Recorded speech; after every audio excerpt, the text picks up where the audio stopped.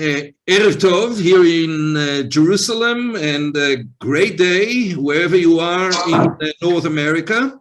It's wonderful to see so many coming back to the resumption of our webinar series.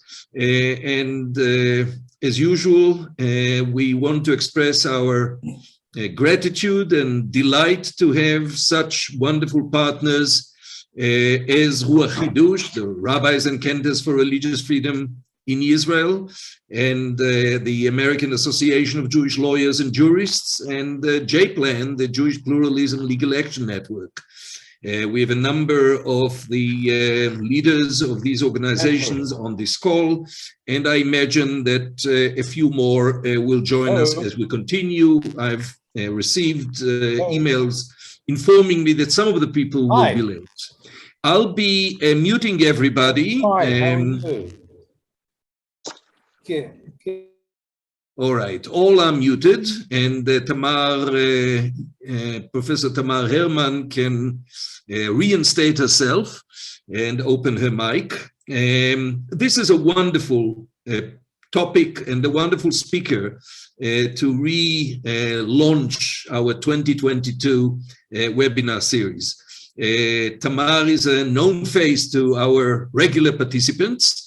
We had her present last year's Israel Democracy Index, the 2020 Israel Democracy Index, and she was wonderful, and her presentation was really both illuminating and easy to follow, huh? I said depressing. Yes. So Professor Herman is the academic director of the Viterbi Center for Research, Public Opinion, that is operating under the Israel Democracy Index, probably the most important research center gauging public opinion on all aspects of Israeli democracy and beyond. It is, well, as Professor Herman will probably say, it's accessible to all of you. And one of the wonderful things about it is that you can actually access through Data Israel, their data bank, all surveys that are done by IDI and reach even the most minute cross-section of the data. Which is actually very important because obviously they make a choice as to what to include in their published reports. But there is so much more in the actual data than the reports. So I highly recommend going to the IDI website, going to Data Israel, the data bank, and I hope that Professor Herman's presentation will give you the extra urge to actually do that. I hope within the next day or two, we'll be able to announce the next webinar. And in the meantime, the mic is yours, Professor Herman. Thank you, Uri. Thank you for the invitation. I'm very glad to be here with you again. Well, I'd like to start by stating why it is so important to have data. I'm sure that you will share this thought with me because the political discourse in the United States and in Israel is so often contaminated with fake news, with false ideas, with impressions that serve as a basis for some political struggles, with people not really knowing the facts on so many issues.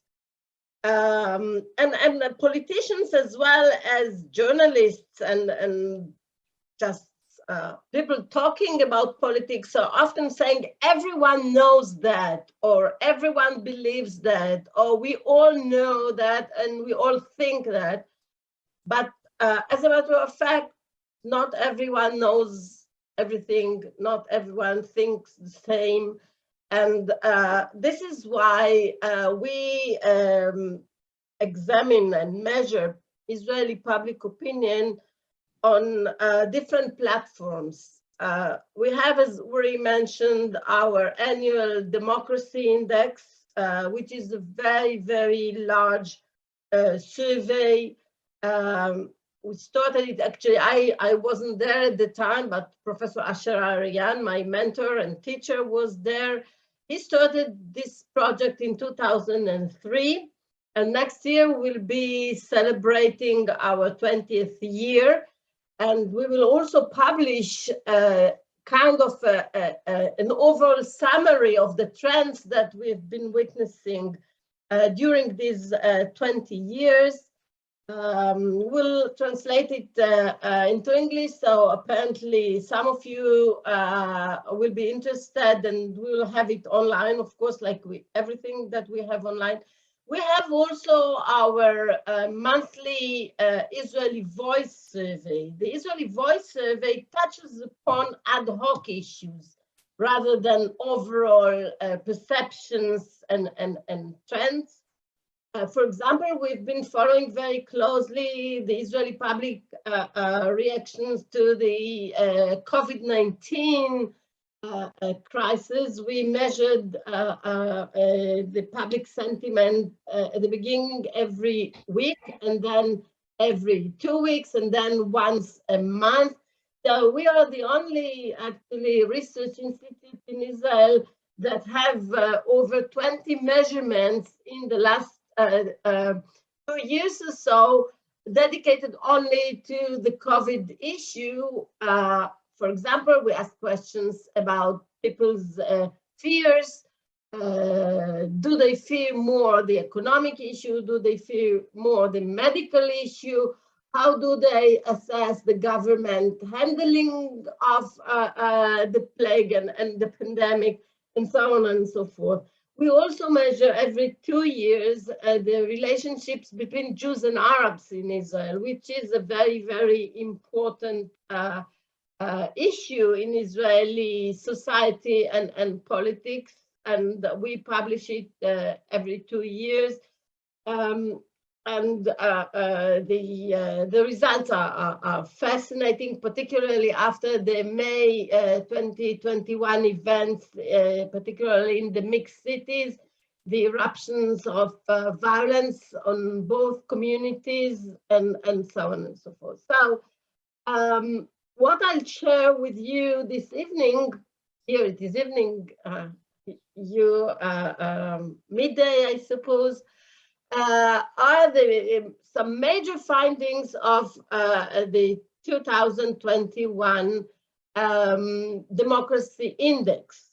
Okay, so I will talk about our findings while looking back in order to explain what happened in the last year or in the last couple of years, if this is the transition. So I'll share the screen with you now, and hopefully. Maybe as Professor Herman shares the screen, just a couple of points. One is that Tamar is celebrating, and she deserves a hearty Mazal Tov from all of us, having had a grandson just born a few days ago, I guess 3-4 days ago. So we didn't know whether it would interfere with the webinar, but Mazal Tov, Tamar. It really is a great joy for you and for us who know you. And the other is that as Tamar speaks, I asked her to provide a special focus and reference to issues of religion and state as well, beyond the issues that are covered by the published report. Okay, I'll try to do that, although this year we didn't focus on this issue, but I'll try and explain what is happening in this domain. and we will see if there are any questions on the issue that I didn't touch upon. Please feel free to ask. Uri, will you collect the questions? Yes, I shall. All our participants are invited to put the questions on the chat, and after Tamar's initial presentation, we'll try and share the questions with her. And if there are questions that she won't be able to address, we'll send them to her in writing, and hopefully we'll be able to satisfy everybody's interest. Okay.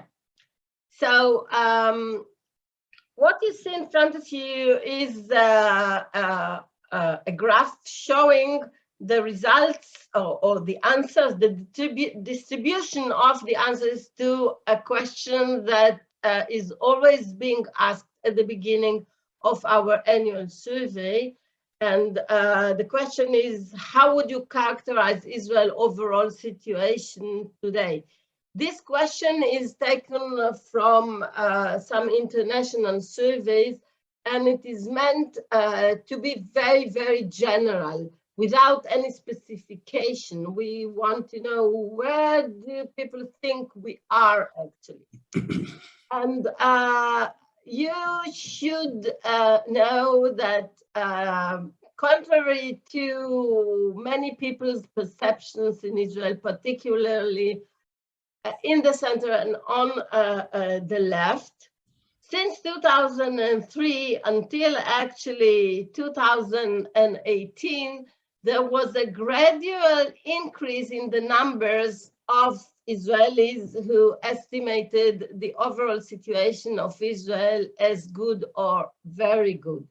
This, in a way, explains how comes that Prime Minister Netanyahu was re-elected so often, and why people perhaps were not satisfied with certain aspects of life in Israel, but by and large, we saw a high level of satisfaction. And even in another research project, which I'm not part of, which is the International Happiness Index, Israel is located very high compared to many other countries. It is located in the 11th from the top place. And this is part of the explanation, because we see that the situation by so many people is good or very good. But something happened.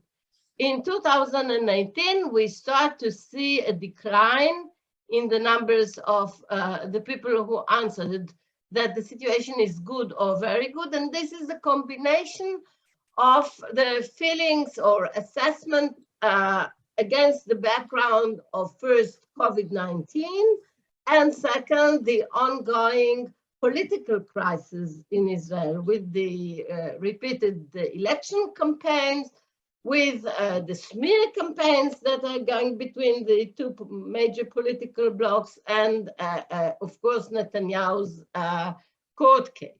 Okay, so we are now with about less than 1/3 assessing the overall situation of Israel as good and very good, but the increase that compensates for this decrease is hardly on the side of those who are saying that the situation is bad or very bad. The increase is amongst those who say that the situation is so and so. So in other words, although less people think that the situation is good, but there was no sharp increase in the numbers of those believing that the situation is bad and very bad. And actually, we are about the same level as we were in 2015, 2016. And even we saw a small decrease between June 21 and October 21. Because of the events, we checked and rechecked this year twice. What do people think about this question? So the number of those saying the situation is bad is about 1/4.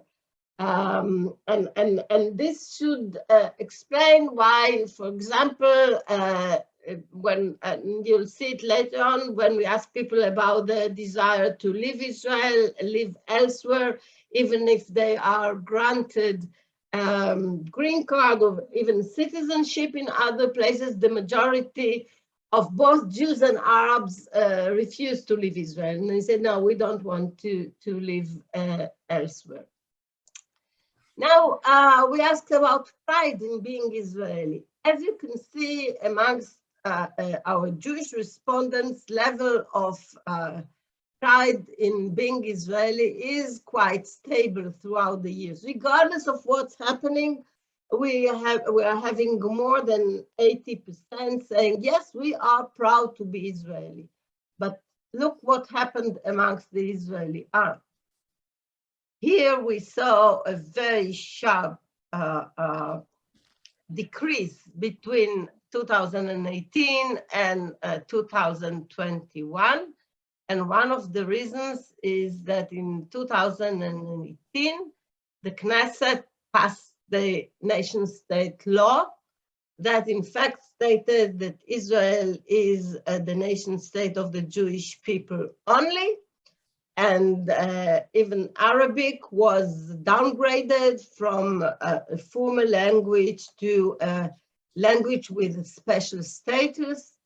And of course, there were other events, but the nation-state law was a critical change for the negative since 2018. What's very interesting is the fact that when we asked both Jews and Arabs about the practical effects of the enacting of this law, the Jews thought and answered in large numbers that there was no practical effects to this law, that it was mainly symbolic.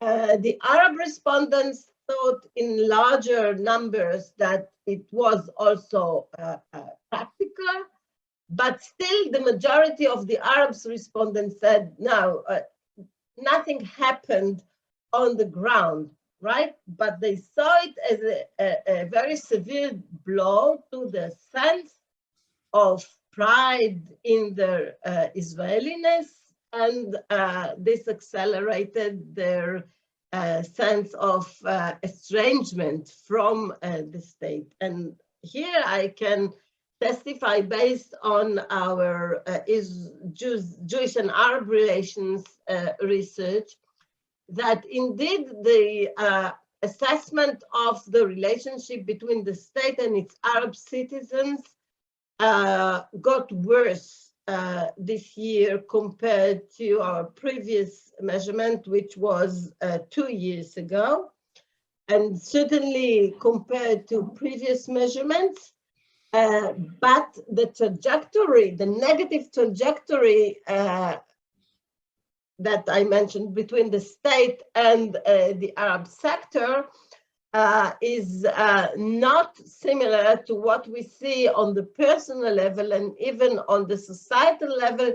Here we see a gradual improvement in the assessment of the relationship. In other words, people feel better in the presence of Arabs and Arabs of Jews, say in shopping malls, in pharmacies, in the university, and on the interpersonal relations, the situation is getting better. However, it is getting worse on the level of the relationship between the state as a state and the Arab sector as a collective. And this, of course, was or became even worse after the May events, which were interpreted by many Arabs in Israel as a clash between the state and its Arab citizens, not as an intercommunal clash between Jews and Arabs, because of course the way that, for example, the police treated the Arabs in the violence, in the violent situations was much harsher than the way that the police, for example, treated Jews in the same situations, okay? So we should be very concerned about this issue. It was in a way a bit rectified by the participation of the Ram party in the coalition. For the first time ever, we have an Arab party in the government. And this, in a way, was interpreted by certain segments within the Arab sector as a good sign.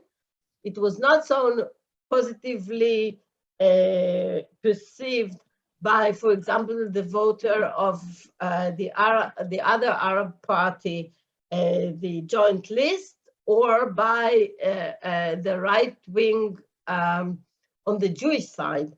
They see it as a very negative development. But I would say mainstream Israeli Jews and the voters of the Ram party see it as a precedent for the future and as something that should be praised and nourished. But as I said, not everyone sees it this way. Now, this is another question that we asked about the democratic system is in grave danger, and we asked people, what do you think about it? As you can see, amongst the Israeli Arabs, there is a very significant majority of those agreeing with that. They see democracy as under threat, and their civil status is one indication for why Israeli democracy is in grave danger. Amongst the Jews, this is a significant minority, not a majority, but a minority. And of course, this correlates strongly with people's self-positioning in the center and on the left. People in the center and on the left feel that the Israeli democracy is in grave danger. However, we also have people on the right who say that Israeli democracy is in grave danger. But what's very, interesting, not puzzling, but interesting, is the reasons that are given by people on the left and on the center on the one hand and the right on the other hand. When we ask the people who put themselves on the left and in the center, why, what's the danger? They very often say that the judiciary is being run down by the administration or by the government.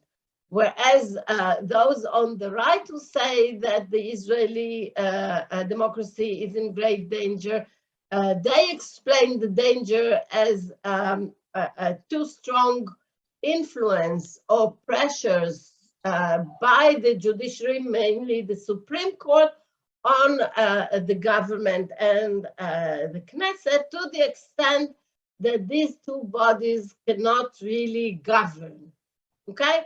So even if both sides agree that there is a grave danger, they don't agree on the source of the danger, and this is why it is impossible to improve the situation, because if you improve it by one side, then you make it harsher in the eyes of the other side, and vice versa.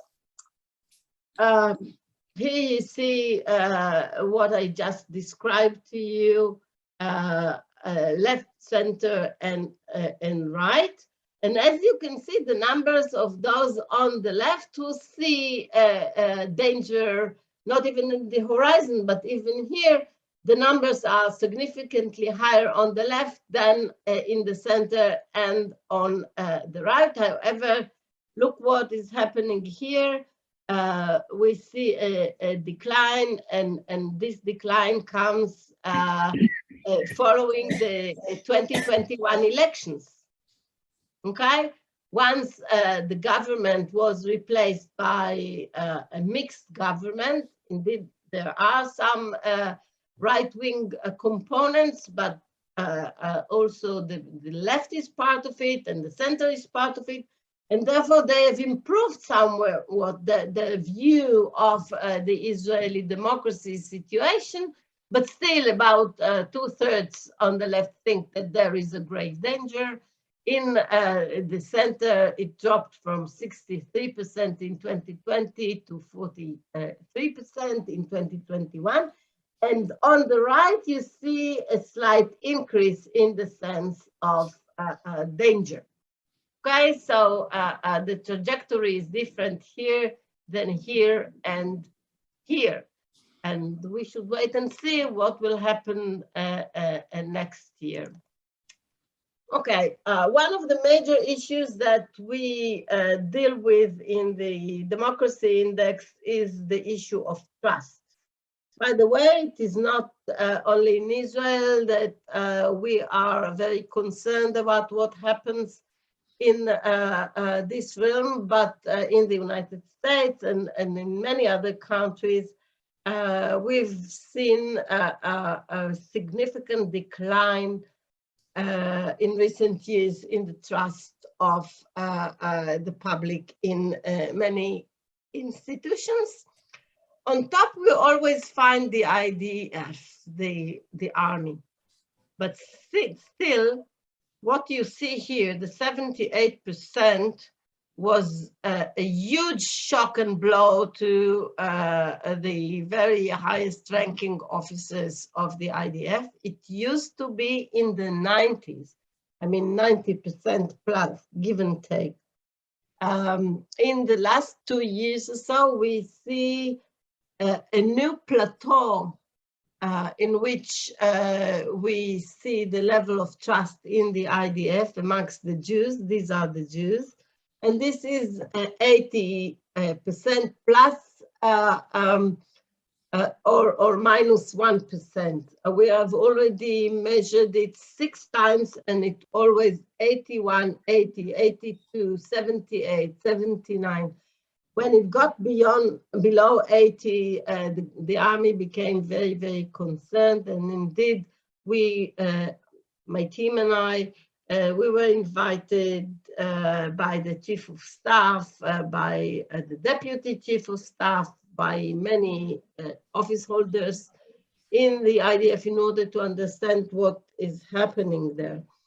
And the answer is quite interesting. When we try to figure out what made people lower their trust in the IDF, we found out that there is a big difference between their quite high trust in the professional abilities of the IDF to defend Israel or to launch an attack or whatever, but the trust in the IDF as an organization is very low. They think that it is not economical, that it wastes too much money, that it is not transparent about the way that it uses the security budgets, defense budgets, the way that they treat the soldiers is thought of as unsuccessful, mildly speaking, and so on and so forth. So the decline in trust was not because the army is not thought of as capable of fulfilling its main mission, that is defending Israel, but because right now we don't think that there is an external danger to Israel, and most Israelis think that this is the situation, that only from the security point of view, Israel is in one of its best situations ever. People may give themselves the chance of being more critical about other aspects of the functioning of the IDF. Here we see the president of Israel. This is after Yitzhak Herzog was elected as president. There was no change between this measurement and the former measurement in June, when Rivlin was still the president of Israel. And it is a very interesting finding because basically it is a symbolic position. And why would people lose trust in the president?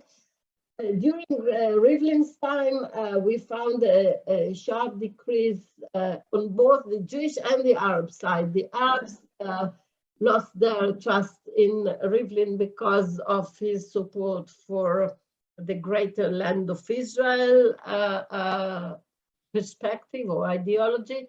And amongst the Jews, paradoxically, he lost some of the trust because he was perceived as too democratic as far as the Arab citizens of Israel are concerned, because he expressed his concern very often about the way that the Arabs are being treated by the authorities and so on and so forth. So he lost on both accounts, on the Jewish side and the Arab side, for different reasons, but this is where they are now. Supreme Court, for the first time ever amongst the Jews, we measured less than 50% trust in the Supreme Court. And what's critical to understand is that the decline was mainly amongst the ultra-Orthodox. In our latest measurement, there was only 1% amongst our ultra-Orthodox interviewees who expressed trust in the Supreme Court, and about 1/4 amongst the trust of the following: the IDF, the Supreme Court, etc. Like it's really low, really low. Also only 1/4 amongst. Tamar, please release your microphone. I muted everybody again.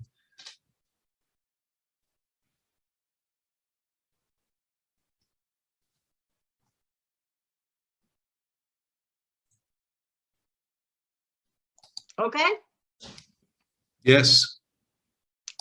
So, as I said, 1% amongst our ultra-Orthodox interviewees expressed trust in the Supreme Court, and about 27% amongst the national religious or the Orthodox interviewees. And the fact that these two sectors actually say no to the Supreme Court is something that is very troubling, because the Supreme Court, of course, is a very important institution in a democracy. By the way, the latest poll in the United States said that only 30% amongst the Americans have full trust in the American Supreme Court. Can you maybe connect the last point that you made with, and I don't know if you included that slide or not, but the question of Jewish and democratic, namely those very groups that have such low trust in the Supreme Court actually think that Israel is too democratic and Absolutely. It should be more Jewish. So absolutely. Not only they think that it should be more Jewish, many of them think, and I'll show it later on, that it should be only Jewish.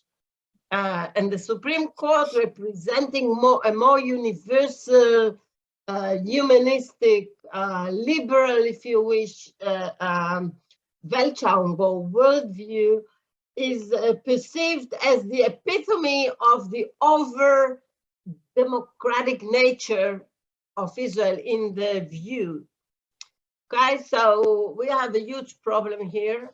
I was also invited by the president of the Supreme Court, Judge Esther Chayut, in order to say what's happening, and we could explain, and I'll show you some slides later on about the judiciary. The police, when measured in October, was about 1/3. In our latest poll last month, it dropped to 29% amongst the Jews. And we intend to ask this question again in 2 weeks' time. And I suppose that it will sharply drop, because what is now happening with the NSO devices used against mayors and civil servants and politicians and so on and so forth. The police is on its way down. What is going to be done about it, we still don't know, but its image is deteriorating quicker than I can measure it, okay? Now, media, 25%, 1/4. The media is more trusted by the center and the left. It is being identified as leftist on the right, although it is not the case anymore, because there are many more people holding right-wing views in the media, in the public media, and certainly in the cyberspace. There are so many people expressing right, and journalists and reporters and so on and so forth. But the image of the Israeli media is still as leaning towards the left. Government, 27%. This is the case in recent years. There was no great decline here, plus at 21%, and political parties 10%. What is interesting is to see that all the political institutions are at the bottom. Okay? But And the rabbinate. And the rabbinate. Yes, but I only showed here the 8 permanent institutions. But we are very interested in the rabbinate as well. Okay, the rabbinate is somewhere here around the Knesset, and of course there are great differences in this respect between the ultra-Orthodox and the Orthodox, and the secular, and those who are not secular but are not Orthodox in the Orthodox way. Okay, and this is very interesting, because we look very often on the issue of religion and people's affiliation with various groups, and what we see is that there are hardly any secular people in Israel. If I needed to assess the number of the real secular, a la France or a la Europe, it would be somewhere around 5 to 7% only. All the others are, in a way, traditionalists. I mean, they don't refer themselves as traditionalists, because in Israel, when you say Masorti, it is not conservative like in the States or elsewhere. When we say Masorti, people identify it with people of Middle Eastern descent, lower education, lower income. So even if they are Masorti, they wouldn't define themselves as Masorti. Or did I send you my latest article about the attitudes of the Israeli public towards reform, and mainly reform Israelis? No, please do. And I promise to share it widely. Okay, it is going to be published in a book that will be... I see, so I will not share it yet. No, it is already there, so I think that we can do it. But the results are not very promising.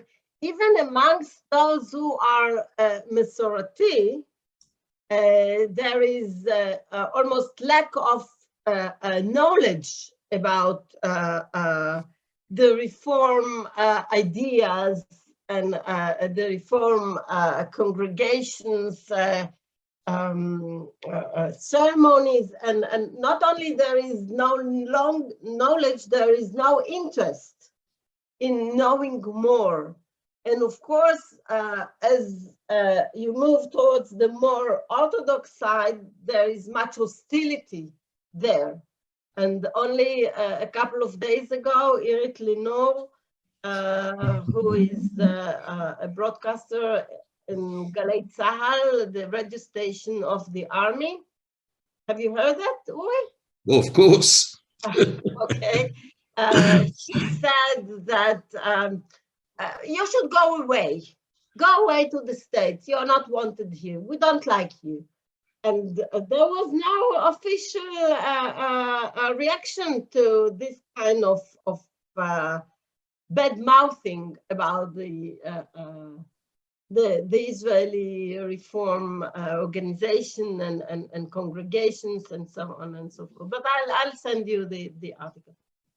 Okay, so of course the Rabbanut is not highly likened by the Orthodox, by the non-Orthodox throughout this continuum between very secular and Masorti, but this is not because they resent religion, of course. This is because they resent the way that the Rabbanut is functioning, about conversion, about Shabbat, about kashrut, and so on and so forth. So it is more the institution than the idea it stands for.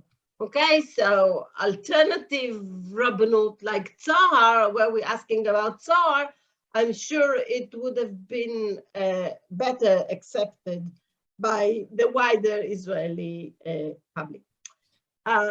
Here you can see that there this is a comparison between the average trust throughout the years in the different institutions by the right, the center, and the left. As you can see, there are hardly any differences where the IDF is concerned or political parties. None of the political blocs is very trustful of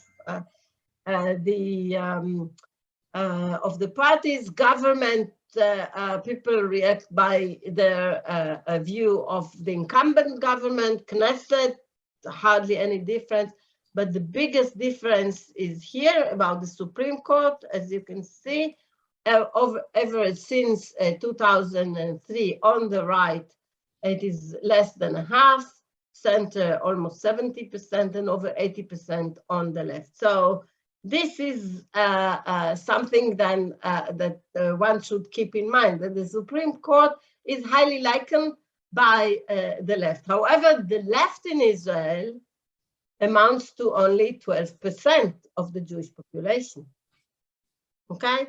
So the fact that I put here the three blocks doesn't mean that it's 1/3, 1/3, 1/3. It is over 60% here, about 30% here, and 12% here. So the fact that 82% of the left are trustful of the Supreme Court is not making them a pivotal player in the debate about the Supreme Court, okay? And here you see the media, the same thing that I mentioned before. Now, let's go back to the Supreme Court and the judiciary in general. We ask, are the judges in Israel selected based on professional or political consideration? And this was a shock to all of us. As you can see in the reds, mainly political or solely political. Only 1/4 think that they are being selected solely or mainly based on professional considerations.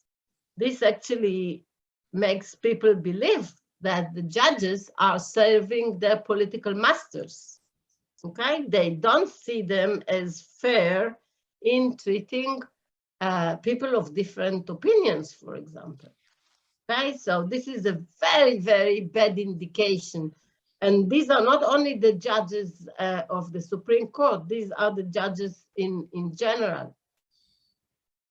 Okay, and here again, we ask, to what extent do you agree or disagree that the judges treat everyone who appears before them equally, Jews and Arabs, men and women, Mizrahim and Ashkenazim? Again, we have a majority saying strongly disagree and or somewhat disagree, meaning that they don't think that the judges treat people fairly, but that they are heavily influenced by the person standing in front of them, be he or she Jewish or Arab, be a man or a woman, and so on and so forth. This is a very bad indication for the judiciary. And then we ask for the Supreme Court intervenes too much in the decisions made by the government and its ministers.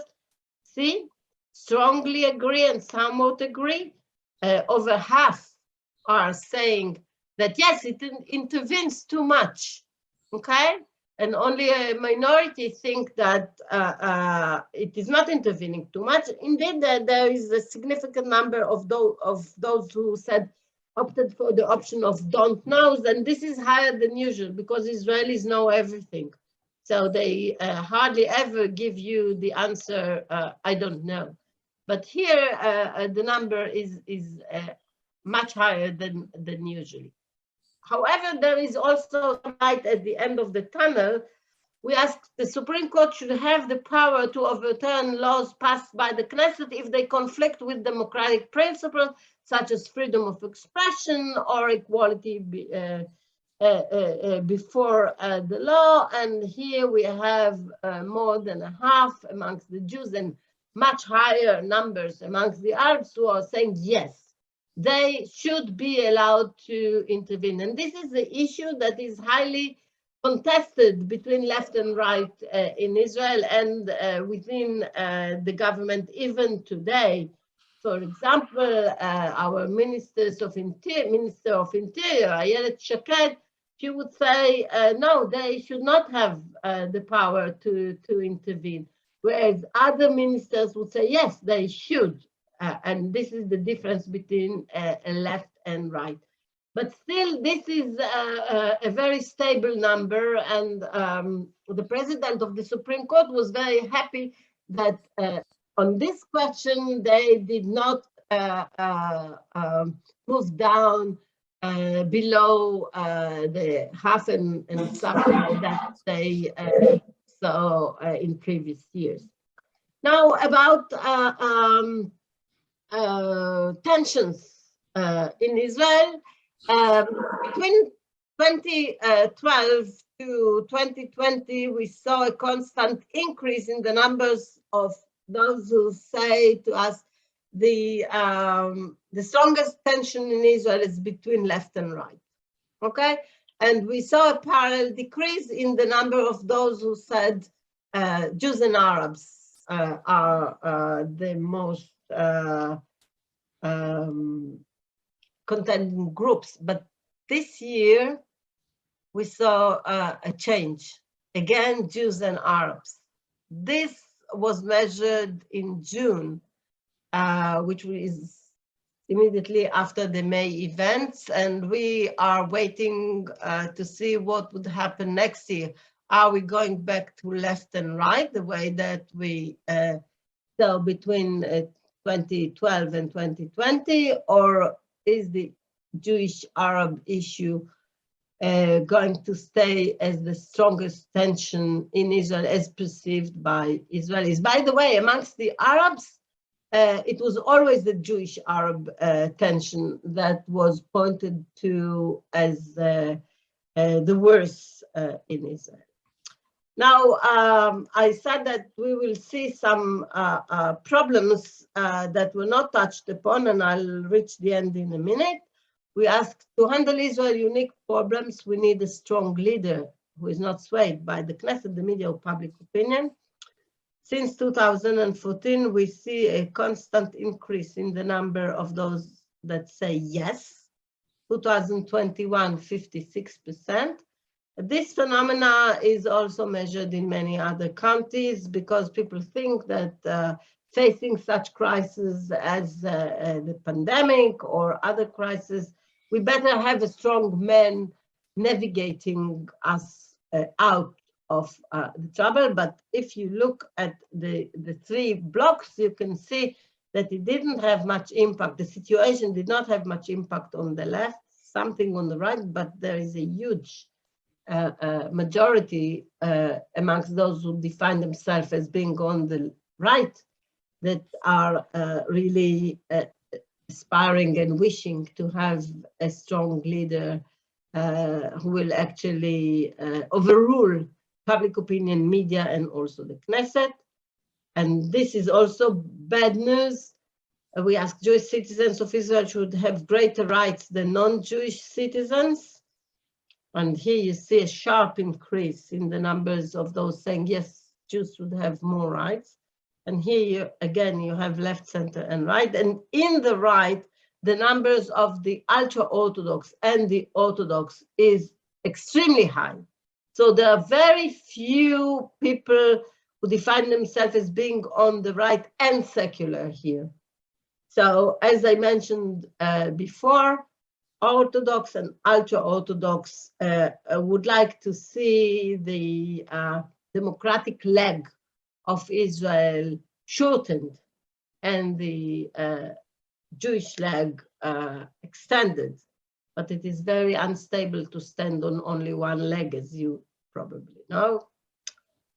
See, here we see 76% amongst the ultra-Orthodox think that Jews should have more rights, 63% of the religious, 56% of the traditional who are more religious, and only 20% of the secular. So this looks like physics. It doesn't look like social science at all. But to leave you with some sweeter taste, we asked, agree that Israel is a good place to live. As you can see, there is about 3/4 who think that this is it. Israel is a good place to live, regardless of all we saw. I'm done. Okay, well, I think that you have sort of dug a hole that you'll have to enter, namely being invited again to a session which will focus on the issues of religion and states, which I think are of tremendous importance, because, as you alluded to it just in the last questions, namely the religion plays a significant role in the challenges to democracy, to human equality, to the rule of law, and other aspects, and clearly these are things that we would love to hear more about, but we'll leave it to a discussion between the two of us. But in the meantime, questions that were raised. One question had to do with the slide that showed the very different reaction of the Arab population and the Israeli and the Jewish population in the beginning regarding the shift after the nation-state law. And the question was, what about 2014? And the Gaza, situation now. What about 2014? Tzuk Eitan. And didn't that on the slide, it didn't seem like it fazed the Arab Israeli population. And Debbie Weissman responded to Alan Warsher's question in the chat, saying that the difference is, and I wonder whether this is your view in explaining the difference, the difference was that 2014 occurred in Gaza, but the mixed cities violence and the nation-state law, etc., involved the situation within Israel as well. So Gaza alone didn't seem to influence the Arab population much. A related question, or a connected question to that was, when you sample the Arab population, are you sampling only Israeli Arabs or also Arabs in the territories? Okay, so for the last part of your question, we do not survey Palestinians. We follow the Israeli Central Statistics Bureau, and they define Israeli, only Arabs residing within the Green Line. However, they include, and we following them, include Jews living beyond the Green Line, and it's a big debate. But all other international organizations who are doing surveys follow this rule again as well, and there are some thoughts about it. Should we leave out the Jews who live beyond the Green Line? But then we'll have a problem because their impact on Israeli politics is very strong. And should we include the Palestinians, then we actually enforce on them some kind of an Israeli identity, which they don't want. It's always a problem. You're done if you do, and you're done if you don't. So this was just a slight explanation about it. As to 2014, remember it followed the kidnapping of the 3 boys, and even the Israeli Arabs felt that there was something there that was so painful to Israel that Israel could not avoid retaliating or reacting in any way. And indeed, as you mentioned, this was in Gaza, and we had many military events in Gaza that did not affect the Arabs within Israel. This time, it was a combination of the growing frustration, but amongst the Israeli Arabs about the nation state law and otherwise, but there was also the incident in the Temple Mount, remember, in Jerusalem and Gaza. So the combination of all these things made them react more negatively to the actions taken by the state. By the way, we see a slight, I would say, recovery in this regard, because the reactions on the Jewish side were so negative that some of the Arab leaders are saying, okay, we should try and behave, because this may lead to some electoral results if we continue that will be much more severe from the Arabs' point of view. And this is, by the way, what the leader of the Ram party, Mansour Abbas, is saying. He actually said a couple of months ago, a couple of weeks ago, he said, we know that this is a Jewish state. No other Arab leader ever said anything like that. So there are different, I would say, streams and currents within the Arab public about how to achieve more civil rights by attacking the state or by actually giving up on some dreams and working on the level of really cooperating, not collaborating, but cooperating with certain state agencies and so on and so forth. Okay, so one question here that I just moved the mouse and the cursor, and I saw that someone asked, why didn't I have the Reform and the Conservative Jews when I said the ultra-Orthodox, Orthodox, secular, traditionalists, and so on? Because the number is so small that we don't have, sometimes we don't have any, and by and large, the number of Reform people who self-define themselves as Reform Jews in Israel is about 5% in good surveys, sometimes even less, and the conservative may add to it 2%, and it's a too small a number than we can segment by. A number of people asked about parallel levels of trust in Supreme Courts in other countries. Can you comment both about the US? Judge Buxbaum mentioned India and Britain that have sort of a comparable situation to Israel. Are there any comparative, is there any comparative data? There is, I don't have the number in front of me, but there is a huge difference between the American Supreme Court and the Israeli Supreme Court, because the Israeli Supreme Court is not functioning as a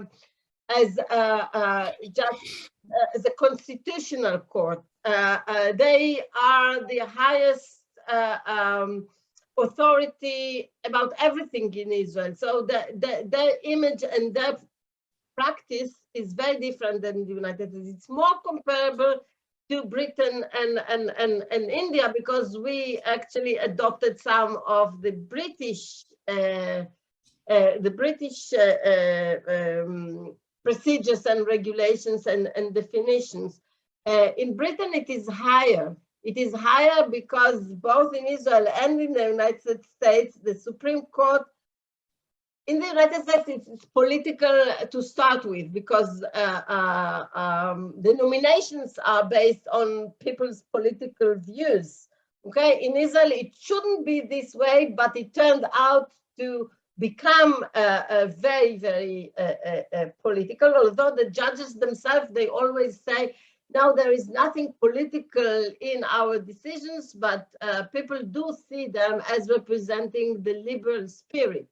Okay, in Britain, this is not the case, but we see a decrease in the trust in Supreme Courts globally. So it may reach Great Britain as well as somewhere in the future, or not. Maybe they will be more positive. About India, I have no clue.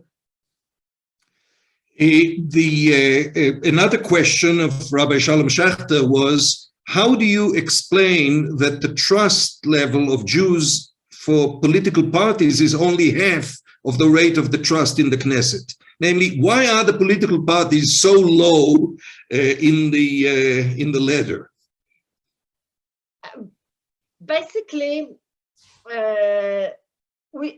based on people's participation in partisan activities and their very low trust in the political parties, we should abolish the parties, because they don't have a real raison d'etre now in Israel. But there is no other way. I mean, we don't have another institution that can select the candidates for political